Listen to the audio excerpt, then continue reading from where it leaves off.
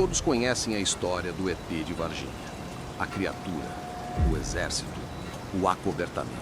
Mas ninguém faz a pergunta certa. O que aconteceu com os homens que tocaram naquilo? E se o verdadeiro horror não veio do espaço, mas vazou de dentro da criatura e encontrou um novo lar? Em 1996, a cidade de Varginha não se tornou famosa. Ela se tornou infectada. Esta não é a lenda que te contaram. Esta é a história de Sérgio, um dos primeiros homens a atender o chamado, e de como seu dever o condenou a se tornar o próprio monstro que ele ajudou a capturar. Sérgio era um homem de rotinas. Bombeiro em uma cidade onde nada acontecia, sua maior batalha era contra a própria mente. Ele tinha um medo patológico de contaminação, uma necessidade de lavar as mãos dezenas de vezes por dia, um pavor de germes que beirava a paranoia. Naquele dia chuvoso de janeiro, seu inferno pessoal estava prestes a se materializar. O chamado não falava de nave ou de alienígena, apenas animal estranho acuado em um terreno baldio. Para Sérgio era só mais um dia de resgatar um bicho assustado, mas o cheiro no local era o primeiro sinal. Não era cheiro de bicho do mato, era um odor adocicado e químico, como fruta apodrecendo misturada com amônia. E então ele viu a criatura, agachada na lama, tremendo. A pele de um marrom oleoso parecia coberta por uma fina camada de filamentos capilares que se moviam lentamente, como se respirassem. Os olhos vermelhos e enormes não eram apenas globos, pareciam compostos por milhares de pequenas lentes hexagonais, todas focadas nele. Não havia agressividade ali, apenas um terror primordial. Durante a captura, em um movimento rápido da criatura, um desses filamentos roçou a mão de Sérgio, abrindo um corte minúsculo, quase invisível, em seu dedo.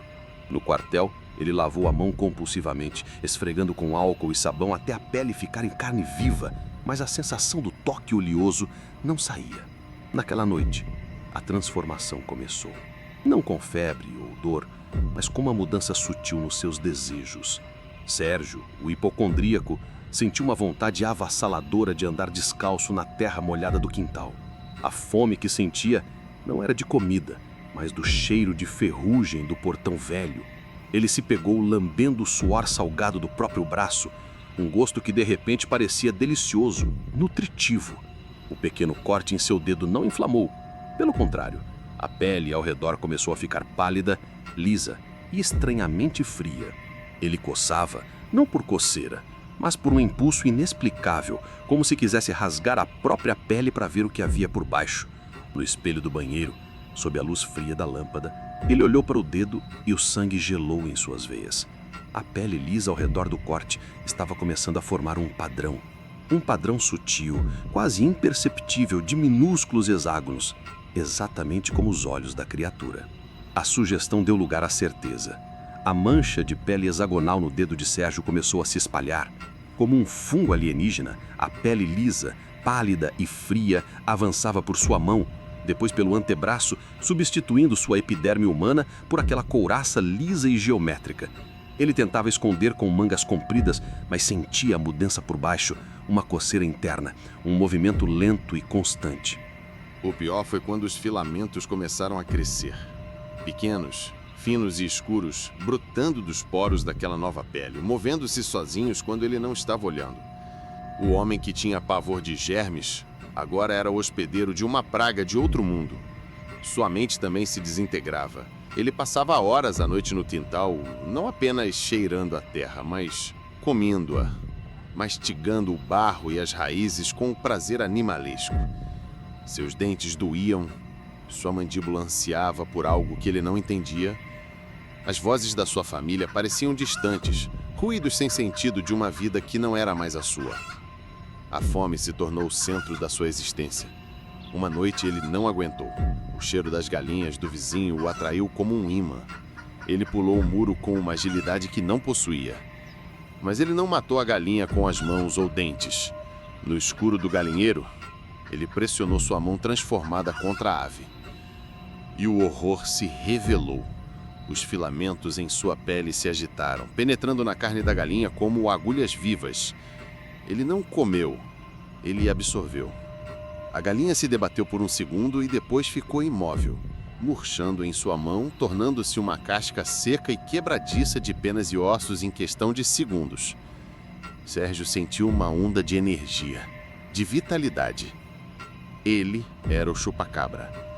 A lenda não era sobre uma criatura que foi capturada. Era sobre uma contaminação que foi libertada. A história oficial, o acobertamento militar, tudo fazia sentido. Eles não esconderam um alienígena morto. Eles esconderam a verdade terrível. Um dos seus, um herói local, se tornou a praga. E o deixaram ali, em Varginha, uma bomba relógio biológica. Escondido na mata nos arredores da cidade. Sua pele é um mosaico daquela couraça pálida. Seus olhos brilham com reflexo avermelhado. Ele olha para as luzes de Varginha, não com saudade, mas como um predador faminto olhando para um rebanho indefeso. O monstro não foi embora. Ele apenas mudou de forma. As lendas mais assustadoras não são as que falam de monstros distantes. São as que sussurram que o monstro pode nascer dentro de nós. O que realmente aconteceu em Varginha não foi um evento. Foi o início de um ciclo. Se essa história corroeu a sua certeza, deixe seu like. Se a escuridão te chamou, inscreva-se no canal. E agora me conte nos comentários, você acha que o monstro foi capturado ou apenas mudou de hospedeiro?